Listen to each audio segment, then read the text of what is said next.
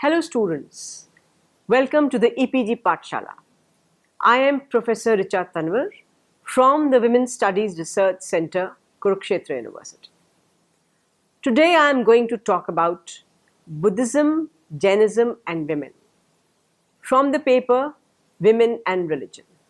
The objective is to understand the status of women in the religions of Jainism and Buddhism. Indian civilization was transformed by widespread religious dissent between 800 and 300 BCE, when many intellectuals rejected prosperity for a celibate, homeless existence with rudimentary possessions.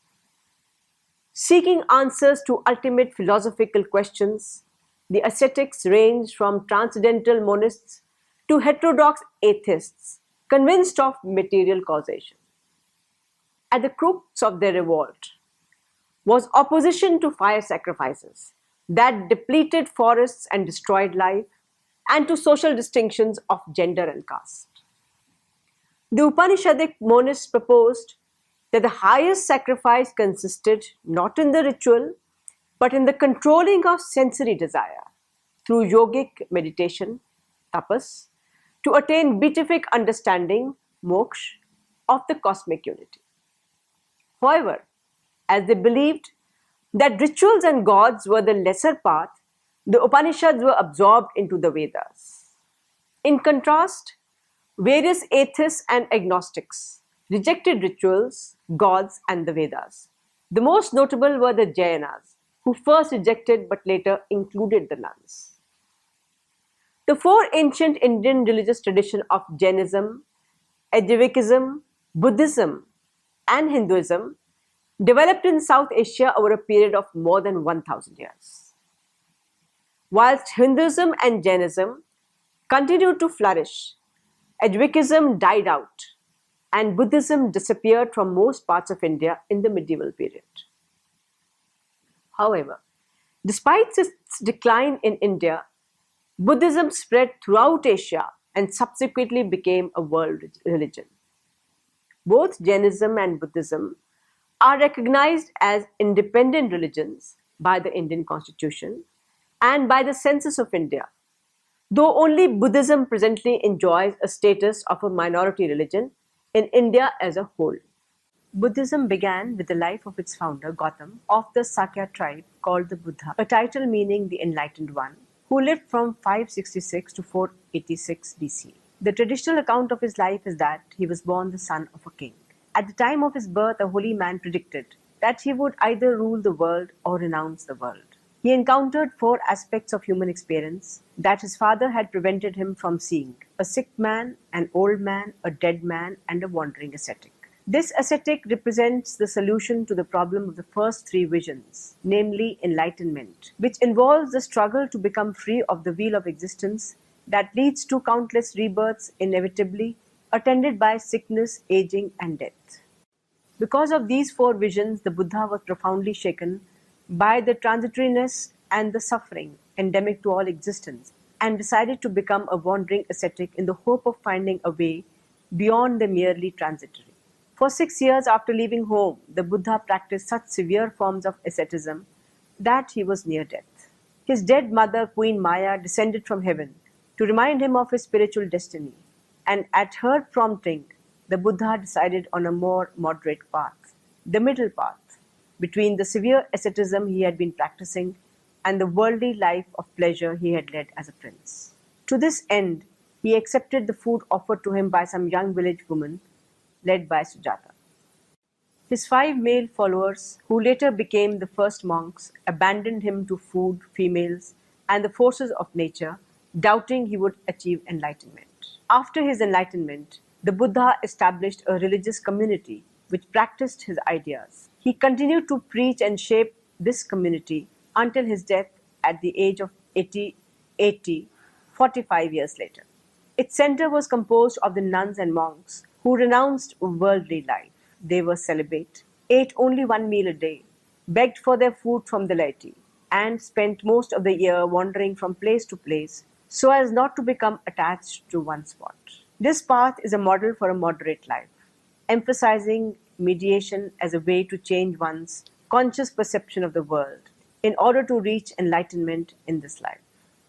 Included in this community were the lay supporters, who gained merit by giving to the monastics, which helped them to be reborn in a position deemed more favorable to spiritual progress. The lay supporters adopted 5 precepts: not to take any life, animal or human, not to steal, not to engage in illicit sex, not to lie, and not to use intoxicating substances. Most of this description of the early Buddhist community remains in place today, with the exceptions that monasteries became established communities that limited wandering, and the goal of enlightenment was eventually seen as less attainable in one lifetime. The Buddha's stepmother and aunt, she was Maya's sister, Mahaprajapati, is a pivotal figure in early Buddhism, for she became the first Buddhist nun and maintained a lifelong relationship with the Buddha. The textual record of her ordination is highly problematic, though many scholars accept the story of the Buddha's reluctance to ordain women and the stipulation of 8 additional rules for nuns as if it were a historical fact. Homelessness, celibacy, and gender. As ascetics were highly respected for foregoing worldly pleasures, religious medicancy was incorporated into the 3rd and 4th life stages, ashrams, namely that of the part-time forest dweller and the complete hermit. Sanskrit titles for ascetics include sannyasini, sannyasin, yogini, yogi, sadhvi, sadhu, and bhikshuni and bhikshu for men and women. Buddhist texts in Pali refer to homeless poverty as pabajati, and to nuns as bhikkhuni, and monks as bhikkhu, who begged for food, owning nothing but a begging bowl and the clothes on their backs. Some Buddhist and Jain monastics also carried a razor to shave their heads, signifying rejection of gender roles in preparation for the asexual goal of nirvana. From the beginning, women had a space in Jainism and Buddhism, and their efforts actively helped to propagate these religions in India. Jainism evolved from the earlier sect of Sramanas, Nirgranthas, that is, bondless ascetics, who vehemently opposed fire sacrifices. The founder Vardhaman Mahavir, from 538 to 463 BC, was the last of the 24 Jaina preceptors or Tirthankaras, also called Jinas, that is, spiritual victors. The 19th Tirthankara was probably a woman named Mali. The 23rd Jina, Parshvanatha, belonged to the sect of the Shvetambara, that is, white clothes, white clad, and he induced women ascetics and lay women. He inducted them into the Jain tribe. Mahavir belonged to the Digambara, sky-clad sect, and he established the first order of Jaina nuns. Mahavira's contemporary Siddhartha Gautam, or the Buddha, 566 to 483 BC, initially objected to women celibates. His hesitation probably stemmed less from doubts over female spiritual weakness than from anxiety over the continued celibacy of his monks. However, his mother Pajapati persuaded him to sanction the first order of Theravada Buddhist nuns. Senior Buddhist and Jain nuns provided leadership to younger nuns and instructed laywomen and laymen in the community of celibates and laypersons, that sanghas. Respecting the strict celibacy upheld by Buddha and Mahavir, nuns took advantage of these new religious spaces at a time when Hindu women's ritual authority had diminished significantly. The religions challenged the intellectual monopoly by Brahman and Kshatriya men. Due to strong convictions on non-violence, ahimsa, Buddhists and Jains rarely pursued farming as potentially harmful to minute soil creatures. Instead, many became traders, bankers, artisans, professions requiring literacy and accounting. Wealthy Buddhist and Jain women have left records of their donations to their communities of monks, nuns, and women and men lay members. While each sect practiced homelessness slightly differently, ascetics largely agreed that celibacy was integral for nirvana. Buddhist and Jain texts expressed contempt for monks who succumbed to desire by reiterating the maxim that the body was a decaying matter and that women and possessions were obstacles to nirvana. A general suspicion of women is evident even in Mahavir's advice to his young disciple Gautam, although he actively supported nuns. Gender and salvation. Despite women's space in these religions, Indian patriarchal norms prevailed here as well. The founders were male sages, hence monks became the paradigm and nuns the other. Moreover, as most theologies were male constructions, women's subordination became scripturally ordained. Senior Theravada monks could instruct nuns and laywomen, but nuns rarely taught monks. Learned women, the acharyas, instructed other nuns, but even male novices rarely accepted women teachers. Sangha hierarchies clearly mirrored lay patriarchal norms. One scholar conjectures that female subordination led to the decline of Buddhist nuns' orders in India. Despite entrenched patriarchy, early Hindus and Buddhists did not question women's right to salvation. The Hindu belief in virtue and dharam, powerful goddesses, and a neutered Brahman show that gender is a trivial distinction on the path to moksha. Buddhists believe that nirvana is available to all virtuous individuals, irrespective of social conditions. A question arises that why did Buddhist women leave so few records of their lives as Buddhists? It may be that women were not significantly involved in major doctrinal debates, sectarian developments, or lineages of dharam transmission. Because Sangha rules and traditions forced them to remain on the outside, women may rarely have been left on the fringes of major movements. Strict adherence to the Vinaya rules in any Buddhist community would ensure that nuns remained out of leadership positions, and in none but a few Buddhist traditions have lay women had the opportunity to lead. Thus, the time-honored institutions of Buddhism have militated against permitting women to participate fully in creative developments within the Sangha. This repression is the real fruit of the monks' efforts to keep authority in their own hands. But it is recorded that some women were scholars and did preach and write. There are many treatises and commentaries in the Chinese Buddhist canon and in the Tibetan Tanjore, which are quite arbitrarily attributed to one or another famous monk's name. There certainly were powerful efforts to keep women out of positions of real authority, and there was some bias against the idea that women could be the full spiritual equals of men. But there was also a strong and basic urge to recognize the essential equality of the sexes in matters of spiritual attainment. Nonetheless, in all Buddhist sects throughout the Buddhist world, men have always dominated and still dominate. There have been prominent Buddhist women, and there are some living today, but they are a small minority of the Buddhist leadership. Buddhism originally offered no doctrinal resistance to the acceptance of women and men as equally capable of spiritual attainment, and this continued to be the position of mainstream Buddhist thought through the centuries. But sometime around the beginning of the Common Era, a real theological controversy emerged among Buddhists, revolving around a doctrinal effort to prove that women are karmically inferior to men, and therefore incapable of the highest human attainment and the ultimate state of being Buddhahood. Although the majority of Mahayana and Vajrayana Buddhists decisively rejected that argument because they recognized it to be antithetical to basic Buddhist doctrine, the quarrel was not fully resolved and the anti-feminists never surrendered. Most of the main schools of Buddhism which are thriving today, however, are fully egalitarian in doctrine. Many of the problems which women in Buddhist countries actually face today have more to do with deeply rooted social values which were not originated by Buddhist theorists, but with which Buddhists have usually complied. Buddhism has had, in comparison with some other religions, little to say about what social roles should be, since such questions have not been seen as directly pertinent to religious commitment and effort. Thus, until very recent times, Buddhists have usually remained silent about social issues.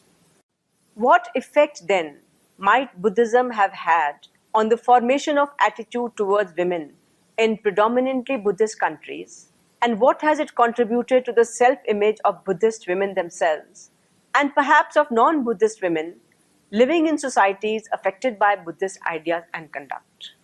Hard evidence is scant and suppositions can run rampant, but it surely must be true that images in Buddhist literature of women as fully enlightened beings, as quick-witted teachers, compassionate friends, self-sacrificing saints, and courageous heroines have had a positive effect on the sensibilities of women and men who have heard or read the old scriptures, poems, and popular stories.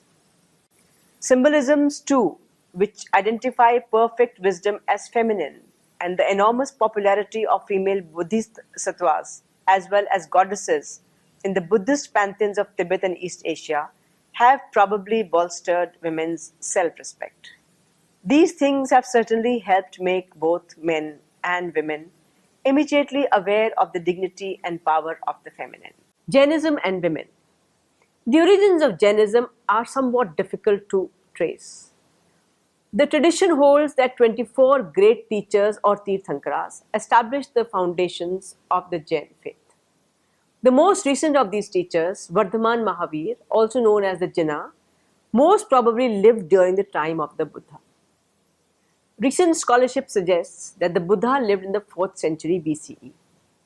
Moreover, the traditional stories of Mahavir indicate that he was born into a family that followed the religious teachings of Parsvanath, the 23rd Tirthankara, who possibly taught during the 8th century BC. Jainism did not establish a missionary tradition, but cultivated a strong laity. Like Buddhism, it began in northeast India, but possibly because of drought in the 3rd century BC, many Jains moved to the southern kingdoms of Karnataka and Tamil Nadu, as well as the western parts of India, now known as Gujarat, Rajasthan, Madhya Pradesh. Eventually, two sects of Jainism arose. The Digambaras, primarily found in central and southern India, and Shwetambaras, who live primarily in western India. The two groups agree on the foundational Jain principles of karma and non-violence.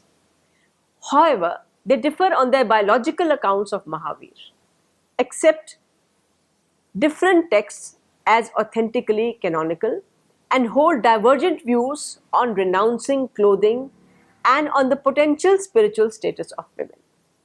The Shwetambaras, whose name means white-clad, contend that monks and nuns can achieve the highest levels of spirituality without renouncing their clothing. They also believe that women hold the potential to achieve the state of liberation or Kevala.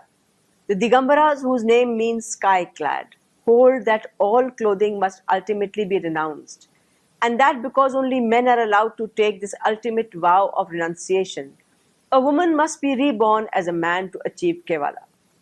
These traditions arose in geographic isolation from one another and developed into distinct schools by the early centuries of the Common Era. Jainism is based on three principles, the three jewels: right views, actions, faith, and 5 cardinal rules, that is, non-violence, ahimsa, truth, satya, non-stealing, asteya, celibacy, brahmacharya, and non-attachment to possessions, aparigraha. While lay members practice sensory restraint, monks and nuns observe strict celibacy, poverty, and non-violence. Jainas uphold reason and material causation, but two principles stem from mystical intuition rather than logic. Jain subsects of the Shwetambaras and Digambaras took root in Gujarat, Rajasthan, Maharashtra, Karnataka, and Tamil Nadu. Most nuns were Shwetambaras, as clothing protected them from unwanted sexual attention. Digambara nudist monks traditionally rejected nuns in their midst. However, in the present era, nuns and laywomen have increased in Jainism, even among the Digambaras. Jainism has a new appeal today due to its emphasis on reason, human rights, and safeguards for the environment. asceticism. The religious status of women is one of the chief differences between the two principal sects of Digambaras and Shvetambaras. It is also a crucial issue in the history of Jainism. Historically, Jainism's attitude towards women has shared a view common amongst other Indian and Asian traditions, which see women as innately unequal to men. Counter to these long established attitudes, Jainism gives women a central role in its ethical and spiritual patterns. For example, the fourfold community that is the foundation of Jain daily life includes lay women as well as lay men, nuns as well as monks. Among Shvetambara sects, there tends to be more female mendicants than male. Traditional sources name several distinguished women who play important roles in the tales of the Jinnas, while goddesses are significant cultural and religious figures. In addition, the Sola Sati, 16 virtuous women are female role models whose stories highlight desirable religious qualities. These conventions are more striking when recalling that historical Jain holy writings were written by men primarily for male readers and listeners. Women's voices have been heard only since the 20th century, and these usually take the form of autobiography rather than philosophical works. Women lead the key Jain religious activities surrounding food, especially fasting, and often have principal roles in the performance of worship, particularly singing hymns. Jain women are also often the keenest participants in religious festivals. Despite the vital importance of female activity in Jain religious life and the high proportion of female mendicants, nuns must defer to male colleagues. Frequently, senior nuns have limited authority and are not allowed to preach like monks. One of the most basic Jain beliefs is that each individual is responsible for his or her spiritual condition, and thus anyone may read the scriptures, which guides spiritual progress. It is very likely, however, that female Jain generally had lower educational levels than their male counterparts, which must have hindered their scriptural knowledge. Nowadays, female education for both nuns and lay women is a focus of disagreement among the sects. The role of women. Women, whether real or legendary, are an important component of Jain culture. The Jain community includes two categories of women: mendicants, that is sadhvis, who live on alms, and those living in society from the evidence found in the oldest Jain text. It appears that among the Shvetambara Jains, nuns have always been more numerous than the monks. This was true of the religious community surrounding the 24th Jina, that is Mahavir, from the 6th to the 5th century BC, and is also true today. The inferior status of nuns compared to monks is a difficult question and depends on which order of Jainism they belong to. In theory and in practice, nuns are subjected to more restrictions than their male counterparts. Nevertheless, examples of prominent nuns are influential teachers, propagators of the faith, writers, and so on. And they still are many numerous. Jain laywomen have an important role in the transmission of fundamental values in the families. They have a command over dietary rules, since they prepare the food and offer it to mendicants as alms. They are seen in large numbers, attending the sermons of mendicants, and organize themselves into groups for singing and chanting religious hymns. They often draw from the wealth of Jain stories and narrate them to young children. Nuns and scriptures. As far as access to sacred scriptures is concerned, there is again no theoretical distinction between nuns and monks. Like Buddhism, Jainism is open to all, differing from the orthodox Hindu tradition where women were not allowed to read the Vedas. However, the educational level of Jain nuns is very difficult to assess. Hints in manuscript colophons show that some texts were copied to be read by women, whether nuns or lay women, but they remain a minority. Today, nuns and more broadly women's education is a divisive issue. For instance, among Jain subsect of the Shvetambara group. Some subsects, for example, the Therapanthin and Sthanakavasan claim that monks and nuns can study all texts. But the Tapagachar sect, for instance, states that nuns' abilities are lesser and therefore prevents them from studying the Cheda Sutras, a difficult and controversial group of canonical texts dealing with the monastic code. The same sect does not allow nuns to preach, whereas the Kharatara Gacha allows it. Even then, the number of nuns giving public sermons is limited, considering the global number of nuns.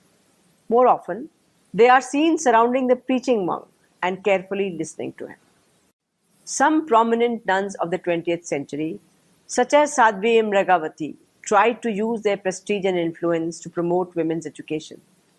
They believed that young girls must undergo a trial before going through full religious initiation. During this period, they should gain at least elementary knowledge, not only of Jainism but also of basic disciplines such as Sanskrit and Prakrit grammar or literature.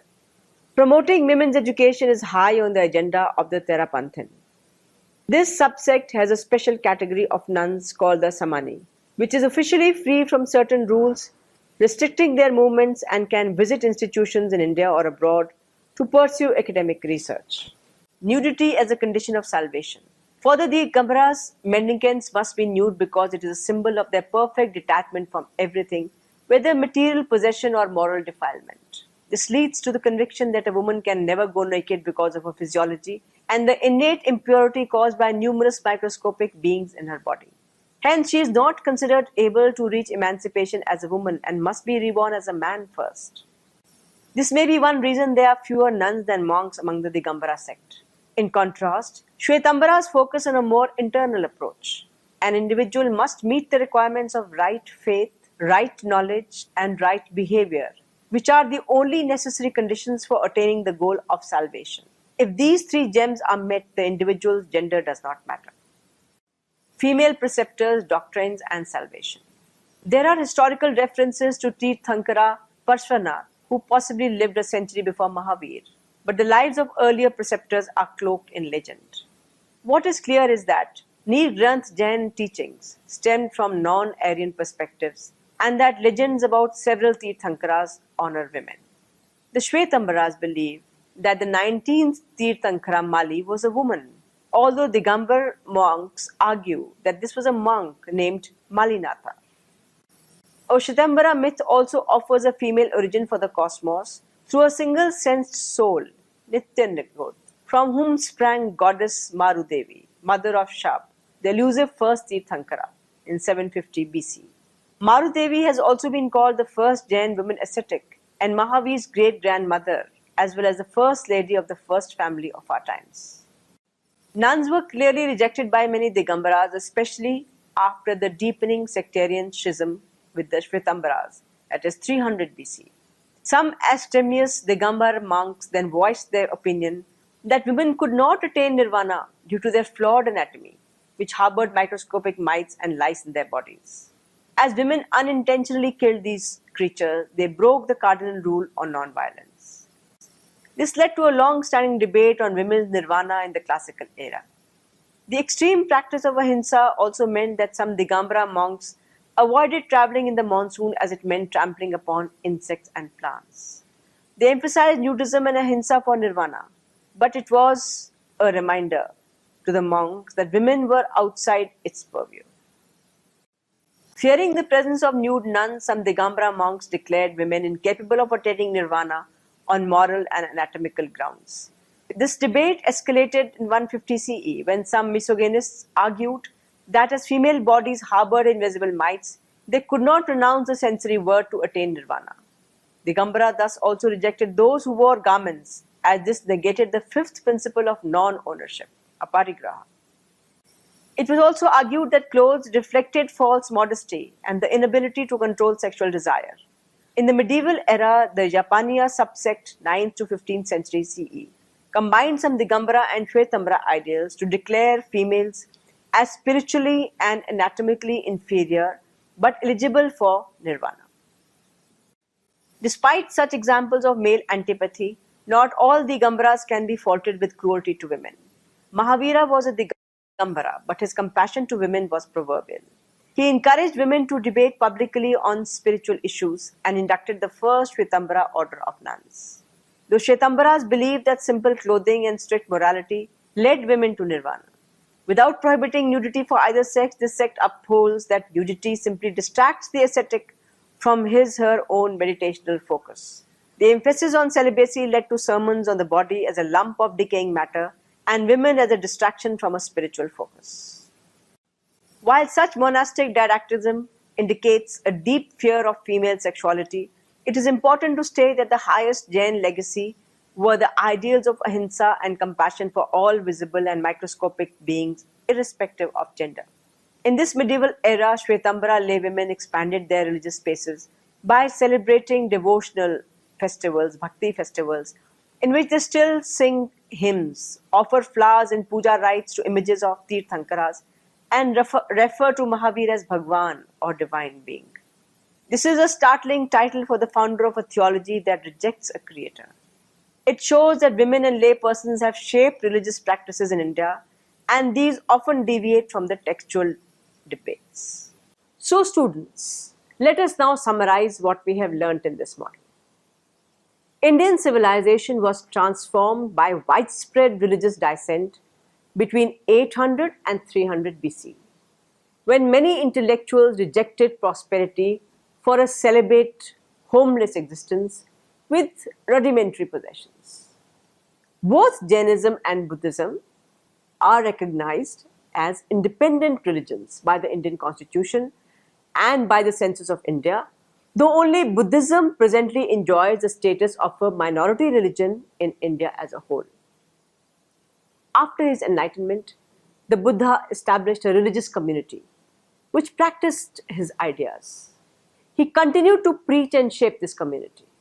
As ascetics were highly respected for foregoing worldly pleasures, religious mendicancy was incorporated into the third and fourth life stages, that is the ashrama stage, namely that of the part-time forest dweller and the complete hermit.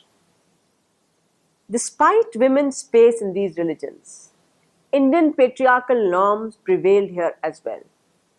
The founders were male sages, hence monks became the paradigm and nuns the other.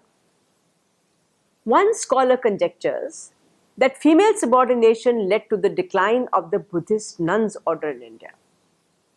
Nonetheless, in all Buddhist sects throughout the Buddhist world, men have always dominated and still dominate. There have been prominent Buddhist women, and there are some living today, but they are a small minority of the Buddhist leadership. The origins of Jainism, as we said, are somewhat difficult to trace. Jainism did not establish a missionary tradition, but cultivated a strong laity. Women, whether real or legendary, are an important component of Jain culture. The inferior status of nuns compared to monks is a difficult question and depends on which order of Jainism they belong to.